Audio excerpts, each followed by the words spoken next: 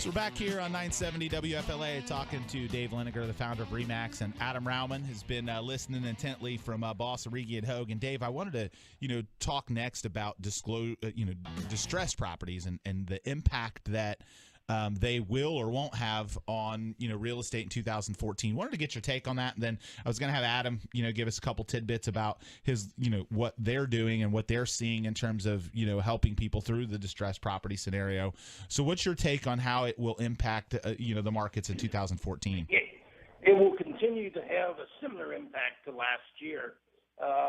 The amount of REO properties, both move-in ready, and torn up or even short sales, is at a lesser degree than last year, but there's still an overhang out there. So right now, it appears that nationally the averages are 21% are distressed, about 34, 35% are first-time buyers, which is very normal, and the balance are either investors or move-up buyers. So 21% of the national market, but obviously in markets such as Florida, that is significantly higher.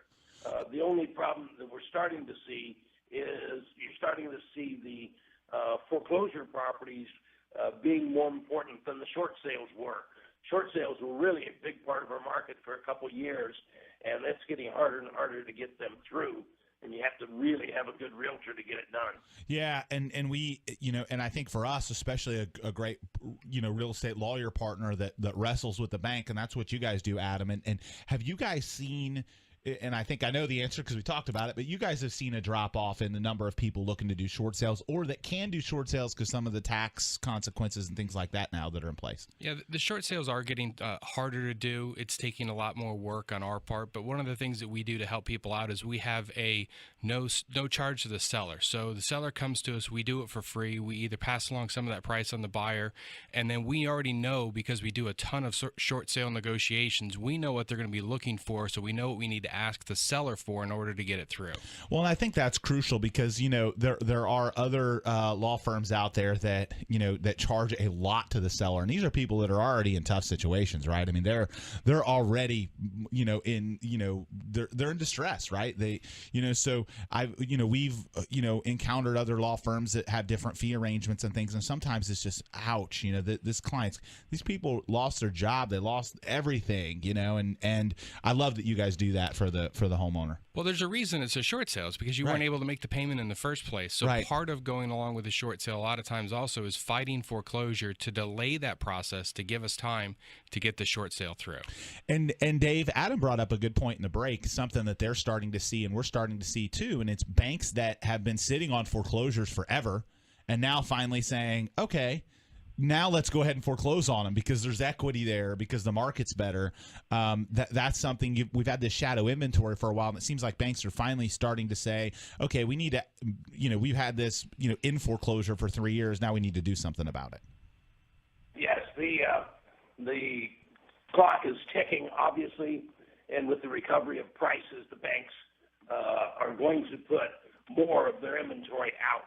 They're being pushed to by regulators, but also they do now have some positive equity in some of those properties. So if you are an investor, it's still, especially someplace like Florida, an excellent time before prices rebound to what they were. And I think most people, I've looked at some analyst studies, and again, a lot of people are predicting it's going to get there. It's going to get back to where they were. And, if you're an investor, buy now. And we've seen some price gain already. So I think that is some of the, the thing that you can assure an investor about is that, hey, look, prices have already started to gain. And again, not every investment does well, and, there's always risk. But if we've already gained some of our price back and the data starts to look good, you got to think that eventually it is going to get back to, some of those peak market prices. There's no doubt that in the long term, there is a pent-up demand for housing in the United States. The baby boom generation, have not all retired yet. They're still going to be very active, especially they're the biggest group that is doing vacation or second homes.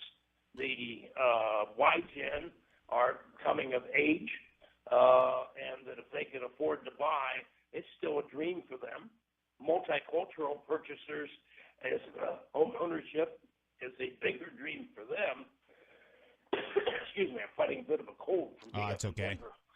But the multicultural impact, when you look at that is a huge home buying group, that home ownership rates are in the 30 to low 40% versus white 50-year-old at 85%.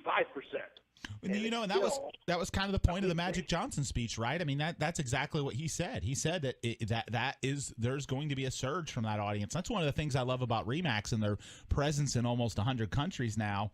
Is that we are a complete multicultural international company, that can provide resources and you talk about all the different generations, and I think it's so crucial, to understand those groups are going to have an impact on our market. We're going to continue the conversation with Dave. We're going to talk after our news break about the impact of hedge funds, some of the institutional investors that really, at least in Florida, drove our market, real heavily and now have tapered off quite a bit. We're going to talk about some TV advertising as well as some changes affecting financing, as well as some of RE/MAX's philanthropic pursuits that we're proud to be associated with. So we'll be back after a quick news break here on 970 WFLA.